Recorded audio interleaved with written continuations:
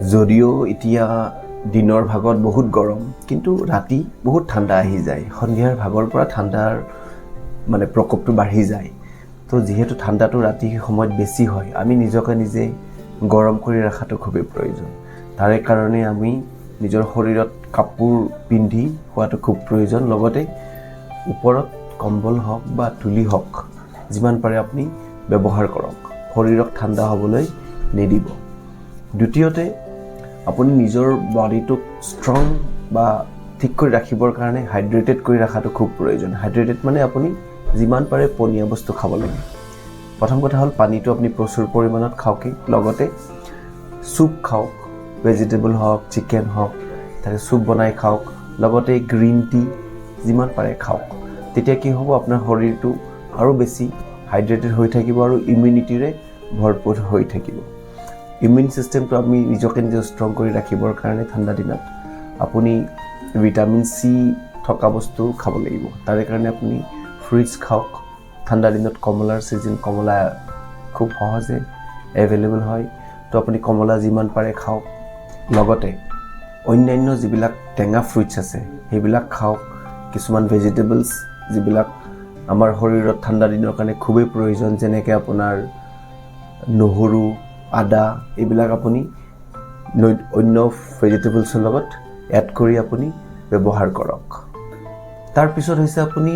ঘৰত যেহেতু আপুনি বেছিকৈ থাকিব ঠাণ্ডা দিনত গৰম দিনত বেছিকৈ বাহিৰত থকা যায় ঠাণ্ডা দিনত ঘৰত বেছিকৈ থকা যায় সোনকালে ঘৰত সোমোৱা যায় তো কথা হ'ল আপুনি নিজৰ শৰীৰটোক ষ্ট্ৰং ৰাখিবৰ কাৰণে আপুনি ঘৰত খোজ কাঢ়ক যিমান পাৰে লগতে য়োগা কৰক শৰীৰটোক য়োগা কৰিলে শৰীৰৰ মুভমেণ্ট হ'লে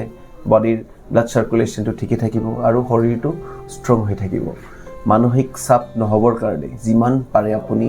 পোহৰৰ এক্সপ'জাৰটো বেছিকৈ লওক লগতে আপুনি মেডিটেশ্যন কৰক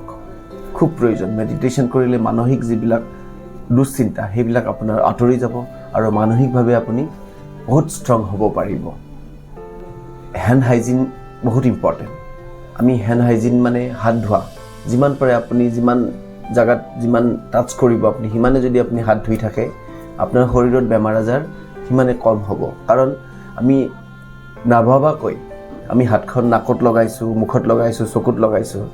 যাৰ জৰিয়তে কিছুমান জাৰ্মছ যিবিলাকে আমাৰ শৰীৰত ৰোগ সৃষ্টি কৰিব পাৰে সেই জাৰ্মছবিলাক আমাৰ শৰীৰত সোমাব পাৰে এই হাত নুধুলে বা হাত নুধুৱা হাতেৰে আপুনি শৰীৰত টাচ কৰিলে তো এইটো এটা বিৰাট important hand hygiene last but not the least যেহেতু ঠাণ্ডা আপোনাৰ শৰীৰৰ যিবিলাক স্কিন আছে স্কিনবিলাক খুব ড্ৰাই হৈ যাব আৰু সেই ড্ৰাইনেছটো আঁতৰাবৰ কাৰণে বা শৰীৰৰ ছালবিলাক নাফাটিবৰ কাৰণে আপুনি শৰীৰত মইশ্চাৰাইজাৰ ব্যৱহাৰ কৰক যাতে স্কিনটো আপোনাৰ একদম জিলিকি থাকে আৰু ড্ৰাইনেছটো যাতে আপোনাৰ শৰীৰত আপুনি অনুভৱ নকৰে চ' এইটো এটা ইম্পৰ্টেণ্ট টিপছ যিবিলাক ইম্পৰ্টেণ্ট ঠাণ্ডা দিনৰ বাবে আজি আপোনালোকৰ মাজত মই আনিলোঁ যদি ভিডিঅ'টো চাই ভাল লাগিছে আপোনালোকে লাইক কৰিব শ্বেয়াৰ কৰিব আৰু মোৰ চেনেলটো যদি আজিও ছাবস্ক্ৰাইব কৰা নাই ছাবস্ক্ৰাইব কৰিব thank you very much for ৱাচিং দিছ ভিডিঅ' থ্যাংক ইউ